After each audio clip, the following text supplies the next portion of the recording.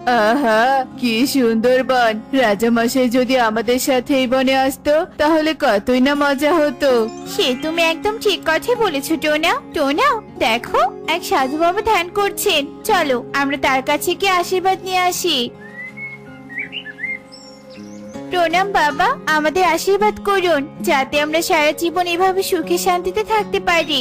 নিশ্চয়ই থাকতে পারবি বাছা, তবে তোর স্বামীকে আমার একটা কথা রাখতে হবে।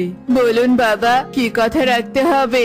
আমার কাছে একটা শক্তি আছে, যেই শক্তির মাধ্যমে আমি মানুষের মনের কথা শুনতে পারি। শুধু তাই নয়, আমি ভবিষ্যতে দেখতে পাই। আমি এই শক্তির প্রকোপে খুব বিপদে আছি, সবাই আমায় খুব বিরক্ত করে। তাই এবার আমি এই শক্তি একজন নির্লোভ পাখিকে দিতে চাই। তুমি কি আমার এই শক্তিটা নেবে? এই শক্তি দিয়ে আমি আবার কোনো বিপদে পড়বো না তো? তুমি কোনো চিন্তা করো না টোনা, তুমি কোনো বিপদে পড়বে না, বরং তোমার দ্বারাই পাখিরা বেশ উপকৃত হবে। ঠিক আছে সাধু বাবা, আমাকে আপনার শক্তি দান করুন। এই নাও আমার এই অদ্ভুত শক্তি, আজ থেকে তোমার, এর মর্যাদা রেখো। জি সাধু বাবা, নিশ্চয়। এ আমি কি দেখতে পাচ্ছি? রাজামশাই যে খুব বিপদে আছে। এ তুমি কি বলছো টোনা? তুমি কি করে বুঝলে?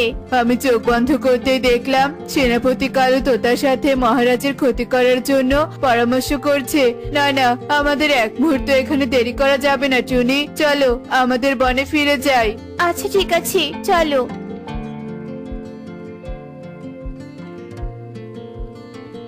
শোন তোতা, আমি সেনাপতি হলেও রাজপ্রাসাদের কারো সাথে আমার তেমন একটা ভালো সম্পর্ক নেই। শুধু তোকে একটু আমার কাছে বিশ্বস্ত মনে হয়, তাই তোকেই মনের সব কথা বলি। শোন, এ সময় টোনা আমাদের বনে নেই। এই সুযোগে যদি আমরা মহারাজকে ভুলিয়ে ভালিয়ে রাজকোষ থেকে স্বর্ণমুদ্রা হাতিয়ে নিতে পারি তাহলে কিন্তু মন্দ হয় না। আমার তো ঈগলকে রাজা হিসেবে মানতে ইচ্ছে করে না। ঈগল রাজা একেবারে বোকা আর মূর্খ, উনি কি আর রাজা হওয়ার যোগ্য? রাজা হওয়ার মতো সব যোগ্যতা তো তোমারই আছে কালু দাদা। তুমি বরং মহারাজের এই রাজ্যটাই হাতিয়ে নেওয়ার চেষ্টা করো। হা, হা, হা, হা, হা। ঠিক বলেছিস তোতা, রাজা হিসেবে কিন্তু আমায় দারুণ লাগবে।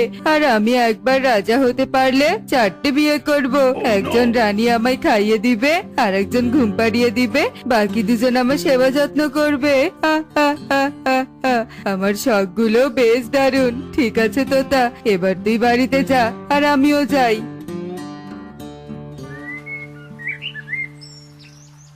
কি এই টোনা দাদা এত তাড়াতাড়ি চলে এলো কেন? ওর তো এক্ষুনি আসার কথা নয়। কি ব্যাপার তোতা, আমাকে দেখে বেশ অবাক হচ্ছে মনে হচ্ছে। কি যে বলো না টোনা দাদা, তোমাকে দেখে অবাক হবো কেন? হঠাৎ করে দেখা হলো তো, তাই আর কি একটু ঘাবড়ে গিয়েছিলাম। চোরের মন তো পুলিশ পুলিশ করবে, সে যাই হোক। তোমাকে একটা কথা বলি তোতা দাদা, সামান্য একটু মোহরের লোভে রাজামশাইয়ের কোনো ক্ষতি করো না। রাজামশাই বোকা হলেও উনি খুব আমাদের ভালোবাসেন। তুমি এসব কি করে বলছো? আমি তো এসব কিছুই বুঝতে পারছি না। আমি সব জানি তোতা, তুমি আর কালু মিলে রাজকোষ থেকে স্বর্ণমুদ্রা হাতিয়ে নেওয়ার পরিকল্পনা করছো, আর তার সাথে কালু ও রাজা হওয়ার মতলব বাড়ছে। কি এসব কিছু এই টোনা কি করে জানলো? ওর তো এসব কিছু জানার কথা নয়।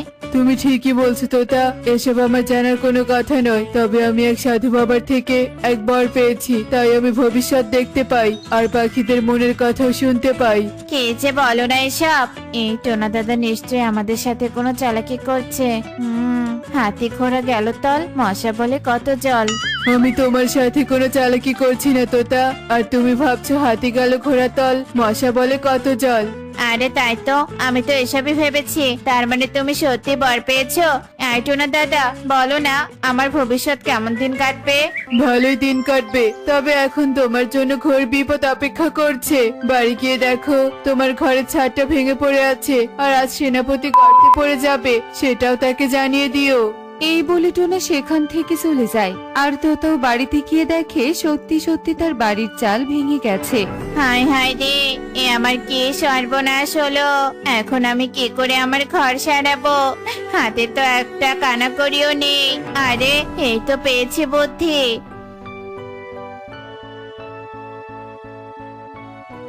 সেনাপতি মশাই, আপনার জন্য একটা দুঃসংবাদ আছে, আর তা হলো টোনা এসে গেছে, তাও আবার বর নিয়ে এসেছে। ও এখন ভবিষ্যৎ দেখতে পায় আর সবার মনের কথা বুঝতে পারে। আরে ধুর, ওর কথায় কান দিয়ে কোনো লাভ নেই, ও সব চালাকি করছে। চালাকি নয়, এ যে একেবারে সত্যি। আমায় বলেছিল আমার বাড়ির চাল ভেঙে পড়বে, তাই হয়েছে। আর বলেছে আপনার বাড়ি থেকে বের হলে গর্তে পড়ে যাবেন। বললেই হলো নাকি? ও সব মিথ্যে বলেছে, আমাকে বোকা বানাতে চাইছে। আমি সত্যি বলছি। যাকগে, এবার আপনি আমায় কিছু মোহর দিয়ে সাহায্য করুন, আমায় যে ঘর সারাতে হবে। এমনিতেই টোনা চলে এসেছে, সেই চিন্তায় মরে যাচ্ছি, তার উপর উনি আবার চলে এসেছে মোহর চাইতে। যা, কোনো মোহর দিতে পারবো না। এই কালুটাকে কিনা আমি বলেছিলাম রাজামশাইয়ের যোগ্য, মোটেই না। এই দুষ্টু কালু রাজা সেনাপতি হওয়ারও যোগ্য না। আমাদের রাজামশাই কত ভালো, আমাদের সবসময় সন্তানের মতো আঁকলে রাখেন, বিপদে পাশে থাকেন। আর এই কালু তো শুধু অন্যের ক্ষতি করতে চায়। রাজামশাই, আপনি একটু সাবধানে থাকবেন। সেনাপতি কালু যে আপনার রাজপ্রাসাদ দখল করে রাজা হওয়ার স্বপ্ন দেখছে, এমনকি পরিকল্পনাও করছে। সে তুমি জানলে কি করে? এরপর টোনা তার বর পাওয়ার কথা খুলে বলে। আমরা তোমার কথা একদম বিশ্বাস করি না টোনা, আমাদের কিছু প্রমাণ দেখাও যে তুমি দিব্য দৃষ্টি পেয়েছো। আচ্ছা ঠিক আছে, আজ আমাদের রানী গর্ভবতী হওয়ার সুসংবাদ দেবে আর সেনাপতি গর্তে পড়ে যাবে। টোনা, তোমার কথা সত্যি না হয় যদি, তবে তোমাকে শাস্তি পেতে হবে। জি মহারাজ, আমার সব কথা ভুল প্রমাণিত হলে আপনি যা শাস্তি দিবেন আমি মাথা পেতে নিব। মহারাজ, সেনাপতি গর্তে পড়ে গেছে, প্রাসাদের বাইরে চিৎকার চেঁচামেচি করছে, আর আমি সেনাপতিকে তার বাড়িতে রেখে এলাম। রাজা মশাই, আপনার জন্য সুসংবাদ আছে। আজ আমি জানতে পারলাম আমি সন্তান জন্ম দিতে চলেছি। উপরওয়ালা যে আমার ডাক শুনেছে, আহা কি যে খুশি লাগছে আমার।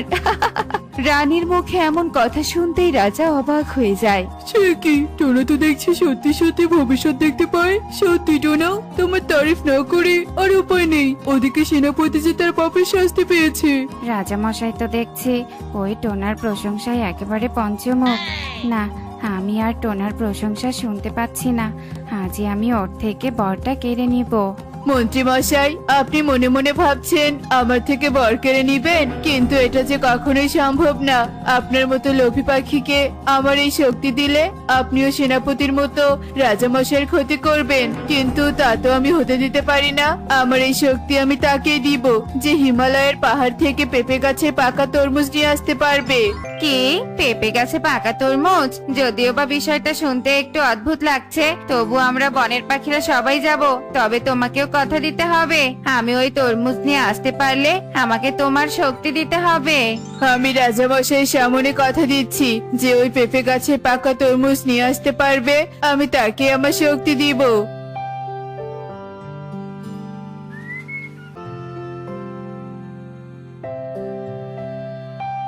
হায় হায়, এবার তো রাজামশাই টোনার শক্তি পাবে, আর তখন আমাদের কার মনে কি আছে সবটা জানতে পারবে। আমাদের আর শয়তানি বুদ্ধি খাটবে না।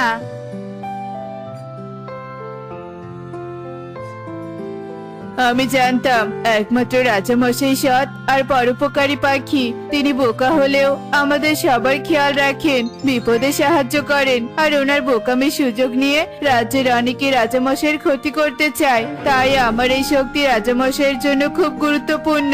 এতে উনি রাজ্যের সবার মনের কথা শুনতে পারবেন আর বুঝতেও পারবেন কে রাজ্যের ভালো চায় আর কে ক্ষতি চায়। আজ থেকে আমার শক্তি রাজামশাইকে দিলাম।